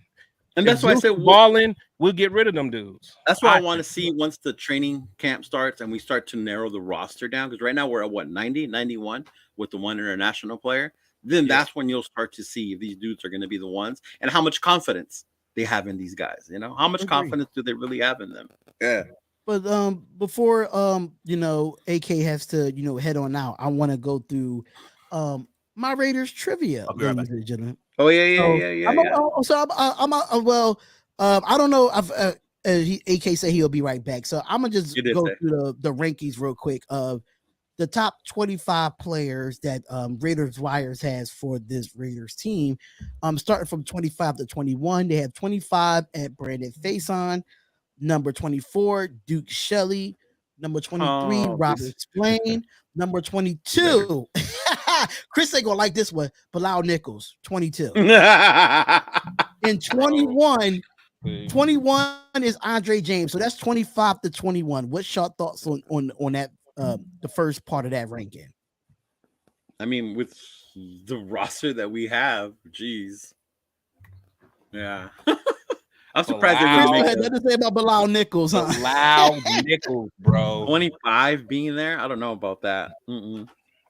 All right, so that was 20. We're gonna get back to that when we done this, but we have it's some Raiders history here. So I really did my homework with this. We'll see. So we'll see. Let's go to the first question here. Who broke Bo Jackson's 1987 record for the longest rushing play in Raiders history? Terrell Pryor. It was a hard one, dog. No. You're absolutely wrong on that play. Latavius Murray. No. I got one more until I put it up there. Pryor has the longest run, doesn't he? I know. I thought it was Pryor. Yeah, and that run by Latavius Murray that I mentioned before. Yeah, but Murray went like 92, didn't he? Didn't he? Murray go?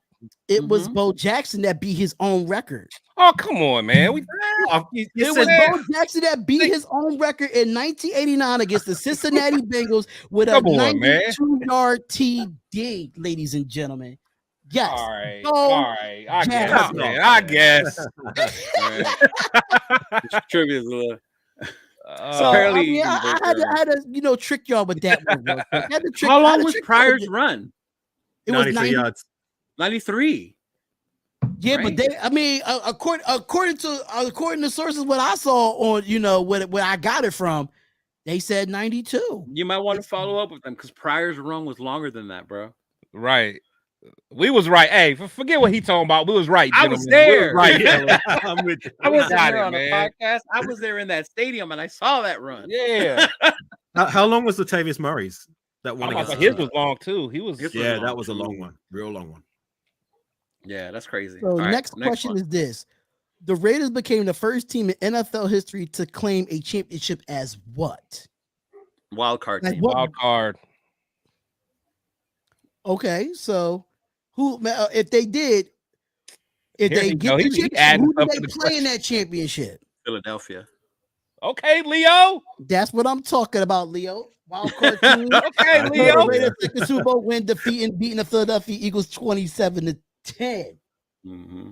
Okay. Which Hall of Famer played a record of 340 games in an amazing career that lasted 26 seasons and spanning 4 decades? Which Raider Hall of Famer played a record of 340 games and had an amazing career in the last 26 seasons, in his lasting 26 seasons and spanning 4 decades? I won't go first. I'll let y'all guess before I tell you. It was wasn't it it's not Tim Brown, is it? No. Nah, it was the what's his name, man? The dude George who? Someone put it in the comments. George Blanda? Yeah, it was. Yeah, because he played. Didn't he play like three positions? Yeah, man. So I should have worn Yeah, that. because he played like three positions, right? Wasn't he like a kicker too? Yeah, the end of his career, he was one of the punchers. I believe. Yeah, it was a punter. Yeah. And that is absolutely correct because George Blanda, they got it for y'all. Y'all gotta put the wrong answers in the comments, man. Put the wrong answers in the comments. Good looking out, chat. Good looking out, chat. But, nice job. We need their help, man, because you got trick questions, man. About Bo Jackson. So the old man George Blanda played for the Bears, Colts, Oilers before joining the Raiders in 1967. He was the only player in the NFL history to play as many as 26 seasons and the oldest player in the NFL with 48 years old and 109 days. At the end of his career in 75, his 2002 points were the most scored by any player ever. And at that time of his death in 2010, he still holds that record for the most extra points kicked with 943. For 943 from 959 attempts. Brett Favre broke Blanda's record for most interceptions thrown with 277 in 2007. R.I.P. George Blanda. Tiffany Nicole, you gotta get out of here. Hey, I know who she is. Don't worry about her. I got her off air. Don't worry about that. I got her. Yeah. Handle that light work. Dwayne Harris's run was a punt return. It's different. Yeah, that was a punt return. Punt return was fire too. Oh, it was okay. It was the punt return. Got it. Yeah, the Dwayne Harris one was the punt return. Yeah. Okay. Y'all. Okay. So y'all cheating for them in the chat though. Shout out to the chat though. I didn't mean Randall, my boy Randall in the building. I was just giving AFK and Chris a chance to answer. Yeah, that's cool. That's cool. Let me see if I think I got one more if I'm not mistaken. I think y'all know. Al Davis, Matt Campbell. So in 1976, the Raiders went 13-1 regular season en route to the first Super Bowl championship. Which team did Oakland suffer the only defeat? Oh, I'm gonna say Miami or the Steelers. It's not either of them, but it is an AFC team. Oh, that's my guess. I would have said the Steelers. I would have said the Steelers, and then they won the rematch. Yeah, 76. 76. That was the year they won the Super Bowl 13. Who did they lose to? Damn. It's Look at Spotlight over there. Look, he happy. He happy over there. Tell me it was my research. I worked hard on these trivia questions. Right? I worked hard. But Leo, you got any answers before I pull it up? I'm just gonna say just Denver out of Hold on, I'm gonna go. I'm gonna say 70s. The Houston Oilers. Absolutely not. It was the New England Patriots that did. Look at Randall. We got mollywopped. Is that the picture where the Raider punched their coach in the face or something? Where Matt Miller in that game. Yeah, that one. We dig our revenge in the Lyle. Was that Lyle that did that? Lyle, that was Matt Millen. Matt Millen, yeah. Shout out to Matt Millen. That is the history trivia questions that I had for tonight. So the divisional playoff, we got our revenge back anyway, but I thought there was some pretty dope questions to bring on to the show. How y'all feel about them questions? Man, that was good. It was good. That first one, man. I don't know, man. It's prior. It's prior, bro. 93 yards. Listen, every source that I try to Google, it said Bo Jackson. I just looked it up right now. It's in Terrell Pryor, bro. Get him, Leo. Get him. 92-yarder. Get him, man. Yeah. So you were at that game live when that happened, Leo? What, the Terrell Pryor? Yeah. Uh-huh. That's what's up. It was like second or third play, right? I know you gotta go, bro. I know you always all the way overseas. I know it's probably morning for you over there, correct? It is. I got to carry on with my day. Before I do go, just in regards to that play by Terrell Pryor, and I spoke of this in my last live. I remember that game. I woke because I have to wake up to watch the games over here at depending on what time. If I believe that was a day game at in the afternoon. So that would have been 2 or 3 in the afternoon. So I would have had to wake up at 6 a.m. So I got up 10 minutes too late. I was just like, whatever, So I get my laptop ready because I was going to stream the game live. So I turn the game on, and the first thing I see is Terrell Pryor and the Coliseum just going buck wild. I'm thinking, wait, what just happened? What did I miss? Hell And then I happened, saw the right? replay. I'm thinking I wouldn't have missed anything like 5 minutes deep, right? Right. Wrong. I know, right? But anyway, it's a good rate of memory. Thanks for having me on the panel tonight for you, Spotlight. Really appreciate it. Leo, good to chop it up with you again, my friend. And Chris, first time I've shared the panel with you. Yeah, very much appreciate it. And I'm gonna have to hit you up on your podcast. What's your show called again? The Protect the Shield? Protect the Shield podcast, man. Yeah, let's link up, man. Maybe we can do something. Yeah, and I like your hat too. That's dope. It's fine. Oh, thank you, man. Appreciate it. Yo, Chris be having the stuff, man. Like, listen, I don't know where you got that hat from, but it's definitely making me jealous over here because my hat game been crazy. Hey, this is a shout out to the dark side clothing, man. Dark side. Dark side, yeah. They're releasing more actually in the middle of July. They're gonna have more. So yeah, that's my guy. I like him. Oh, AK, throw out your social media handles for everybody that can follow you. I need to follow you, man. Yeah, what's your stuff? All right, so I know Spotlight, he struggles to say my name as well. I butcher your name bad, man. My name is Afakasi Raider, so that's spelled Afakasi. So what that actually means is that I'm half Samoan. So you got Samoan Raider, shout out to him. I'm half Samoan, so that's what Afakasi means. Afakasi Raider, Afakasi. You'll find me on IG, on YouTube. I've got my own channel going. Shout out to Raider Joe and my boy Aunt Six, as well as Port Adelaide Raider. He's in the chat feed. My other guy tatted. I do a few live shows, some Raider content, some Madden, whatever. You know how it goes. I just subscribe to you. I just subscribe to you, man.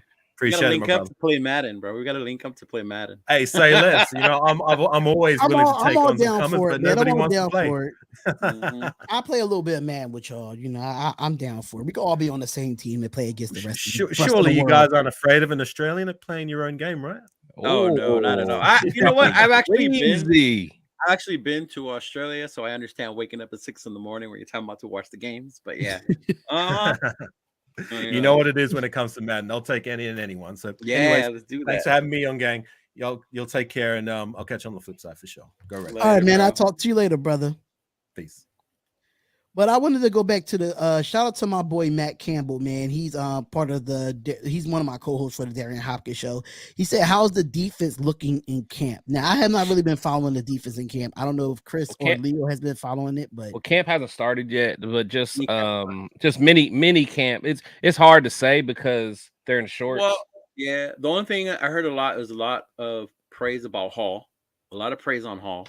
And him being more ready to take over. More Bennett too. Bennett too. Another one. Yeah, they're loving the way the line's gonna gel. So far, it's all just they see. Like you said, walk through in shorts.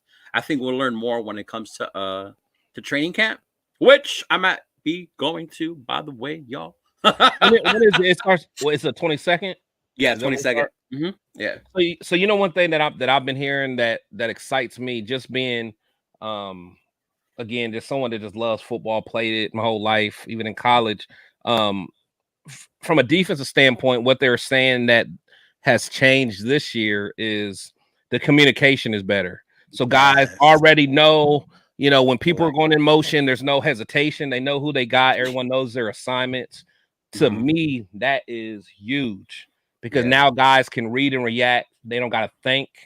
And that's so key. So I think just from that standpoint, we're going to do so much better, just because guys aren't just learning, they're more or less reading and reacting, and they can be the player that they naturally are. I think it goes back to what you were saying about the continuity. This is their second year with this dude, so hopefully they can get that going, bro. But I want to finish off this top 25 ranking before we head out. Oh yeah. Let's get to it. We did the 25. We did the 25 to 21.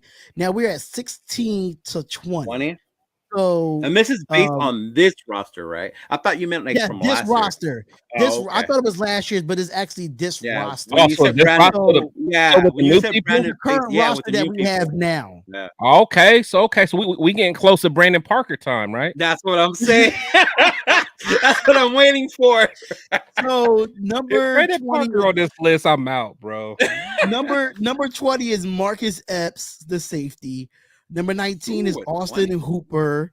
Number 18 is Devon Diablo.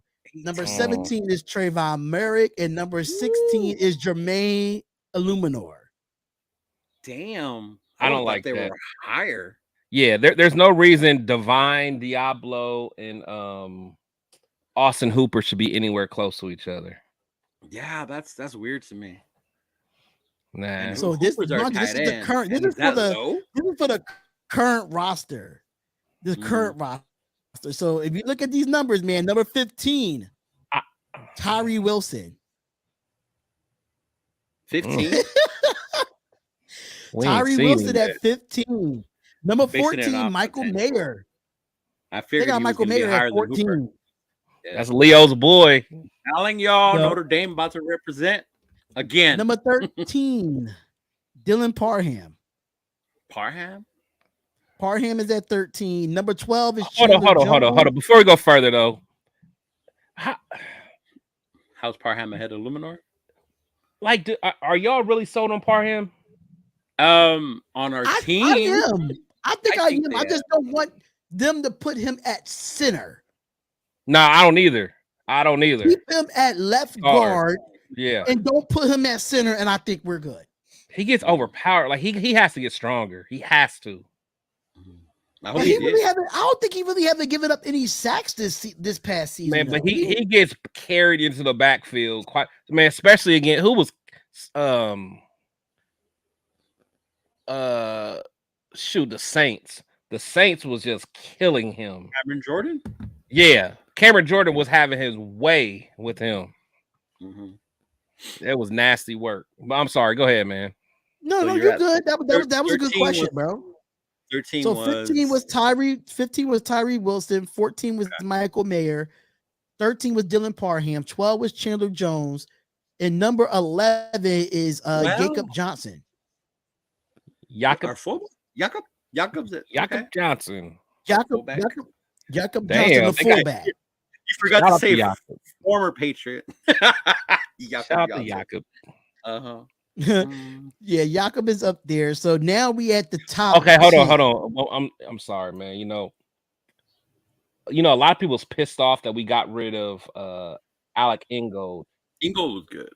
Do you guys like Jakob or Ingold better? I like Jakob better, honestly. Ingold I like Jakob better because I feel like he's a great fullback when he's traditionally, but I think athletically Ingold is better than him. Ingold all day, yeah. That's what I was gonna say. Athletically, I like Ingold more, but for what we use him now in McDaniels' system, Jakob was right. Yeah. Ingold was that one of those guys that could catch the ball at the backfoot as a fullback. Yeah, like Marcel. Remember Marcel Reese? Marcel Reese was one of them too. I love Marcel Reese, man. That was one of my favorite guys. But so this is from 10 to 6, and then we're going to get to the top 5. But number 10 is Nate Hobbs. Okay. Higher or lower for him, or at the right spot? I got to see who else is on there, but I'm okay with that. Nate's a top 10 on the list. You said Shelley, you said Faison, so Hobbs is third. We'll see. Hobbs is the third corner on the list. But number 9, Jimmy Garoppolo. I need convincing. I'm sorry. I need convincing. You're wearing your emotions on your sleeve, man. I do. When it comes to him, I do. I mean, like I said, I'm gonna support him. I'm gonna be out the cheering for him. Oh man, damn, he's our 9th best player. Number 8 is Hunter Renfrow. Ooh, they still got love for Hunter. Okay. Number 7, they have Jacoby Myers at 7. This is about to get interesting. It is. This is about to get interesting. At number 6, we have AJ Cole at number 6. Of course. I hate that our kickers are some of our best players. I know. I hate that. Bad though. Yeah, because Carlson's got to be up there. Yeah, Carlson's top 5. We already know Carlson gonna be AJ Cole. I gotta put my video up there when he shouted. I gotta do his thing. When I was Spotlight Raiders Talk, he made a video saying, "I'm AJ Cole from the Las Vegas Raiders, and now you're watching Spotlight Raiders Talk." I gotta get you to do another one, AJ Cole. I gotta get you to do another one. I gotta change it. You have to say Nothing But Raiders podcast on this one. So shout out to AJ Cole though, but let's get into the top 5 ranked players here. This is going to be interesting. Yeah, In I'm number debating. 5, y'all about to be crazy for this number 5. I cannot. Who made this list though? Wait. Before you go on, Oh man! So number 5 is Spotlight made it. Raiders Wire. According to Raiders Wire of USA Today, they made the list. Okay. Daniel Carlson is number 5, y'all. I knew he was gonna be top 5. I'm not surprised. I knew it. That's the Raiders. We always got our punter and our kicker is in the top 10. That's kind of sad. He had to sip to that. Chris had to sip to that real quick. I had to, bro. you know it's bad when you gotta get your drink in a mason jar. It's been one of them nights, man. Damn. Number 4 is Colton Miller. Oh, He's not a top 5. I'm not the biggest Colton fan, man. I'm not the biggest Colton. I'm gonna keep it real. I'm gonna keep it a buck. I'm not the biggest Colton fan. As far as left tackle goes, you don't think he's one of the top mid, ones? man. He's mid. Man. He's mid. Y'all going to have to be shocked about this one. Well, now you're going into the top 3, right? So it's just a matter of what order Crosby. I'm in. Yeah. Jacobs is 3. Woo! Okay. Max Crosby is 2. Crosby is 2? And the number 1 player on the Las Vegas Raiders is Devontae Adams. Yeah, I'm cool with that top 3. I get it. Yeah, I'm cool with that. Leo, you have Max's first? I would put Max first.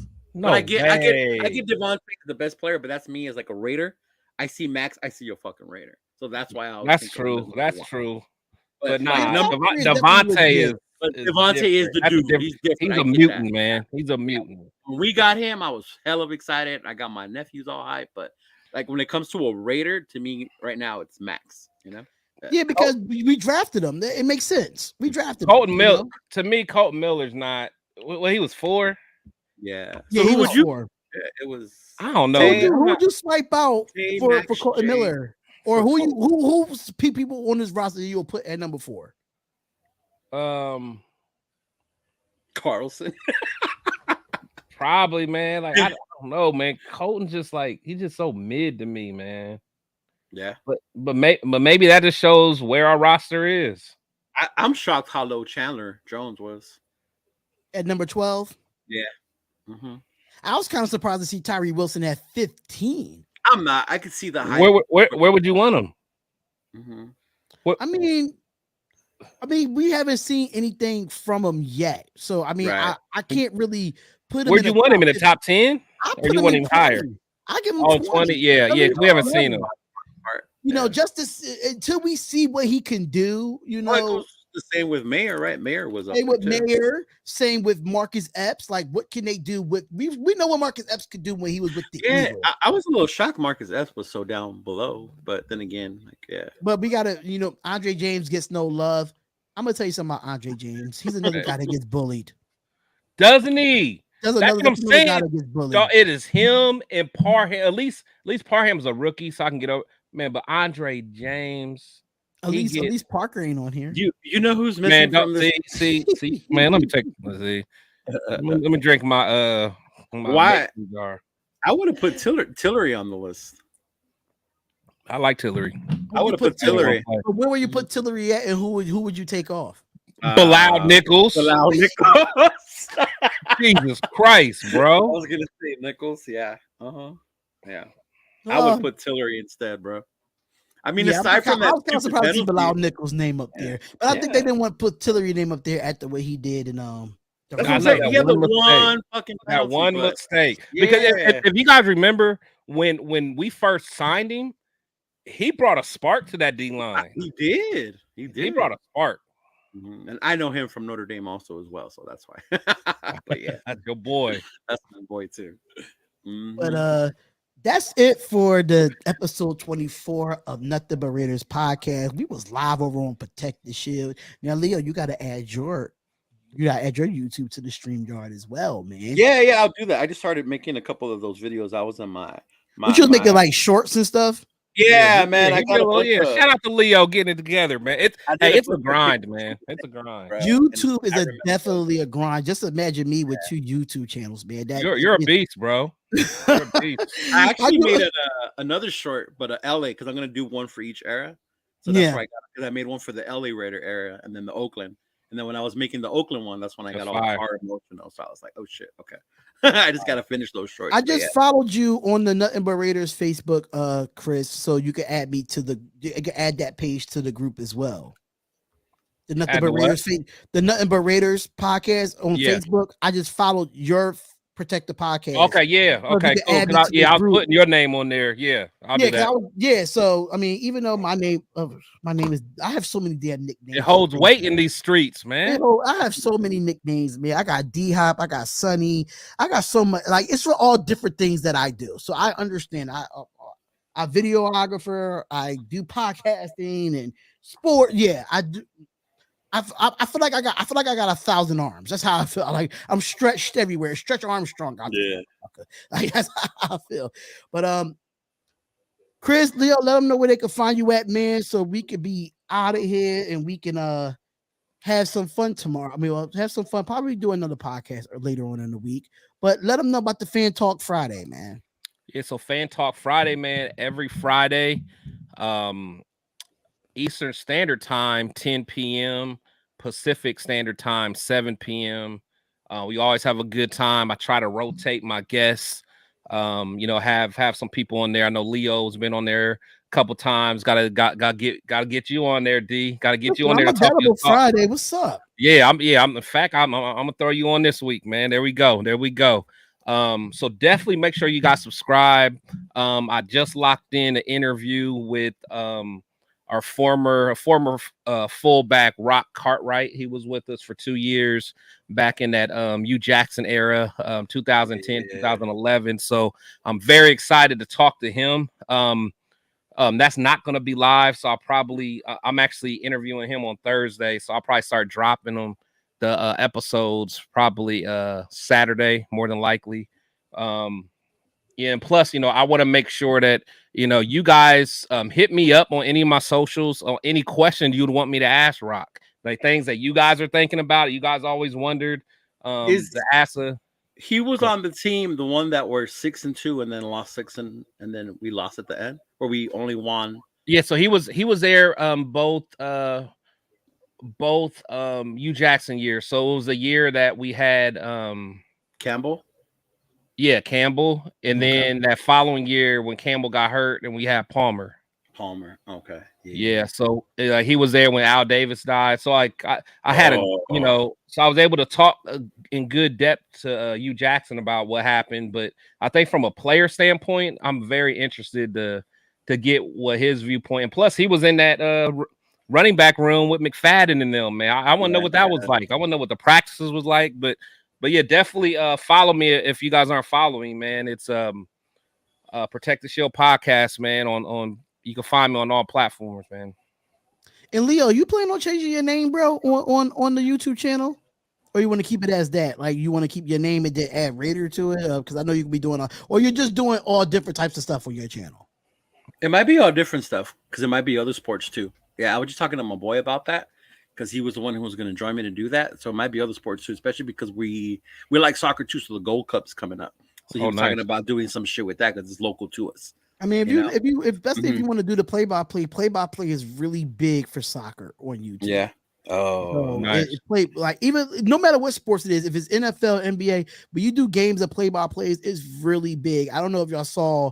Saw Leo. He saw on my other channel when I was doing the NBA playoff, the numbers that I had in there. Yeah. In the NBA finals, I had like 42,000 views on play-by-plays. Yeah, that was per video. I was on the road, I think, during one of the games, so that's how I watched the game. Was on so he was doing the play-by-play. I was doing the actual play. I wasn't actually showing the game, but they could hear the audio, and I do my own personal play-by-play for it. That's fire. So I mean, I'll be doing that on this channel for the Raiders games. All the Raiders games will be on this channel, and all the rest of the NFL primetime games will be on the Darian Hopkins show Yeah, that Raider game. I don't know if I could do. I would be too into the damn game. Yeah, I'm about to say, yeah, you wouldn't want me on yours, dog. You won't get no money. You won't make no money on my episode if I'm. No. I'm surprised that I still have monetization on this channel from the games that I did last year. Man. I'm surprised the way I cursed and F-bombed and said all type. I said all types of things on here. My Philly lingo came out against Raider games. It was really bad. Yeah. It was really bad. YouTube don't end me now. The young bull. You gotta be saying, what up, young bull? Man, listen. Oh, man, here. They gotta win this John. They gotta win this John. But shout out to everybody that's in here, man. Raiders versus Broncos week 1 is going to be crazy. Yes, absolutely. Hell yeah, it is. MC Raider, I gotta get you on here too, brother. I gotta get you on. Gotta get MC Raider on here, but have the beep button ready, man. That boy be throwing F-bombs. Beep, beep, beep. That's my boy, though. That's my dog. It's all good, man. I try to keep it clean, but at the same time, you gotta be real with it. You know what I'm saying? Gotta be real. Gotta be authentic. Gotta be real with it. You gotta be authentic. We're not supposed to drop F-bombs. I'd be doing that from time. I mean, you can, don't drop them all the time. You gotta do it once in a blue, so YouTube doesn't catch it.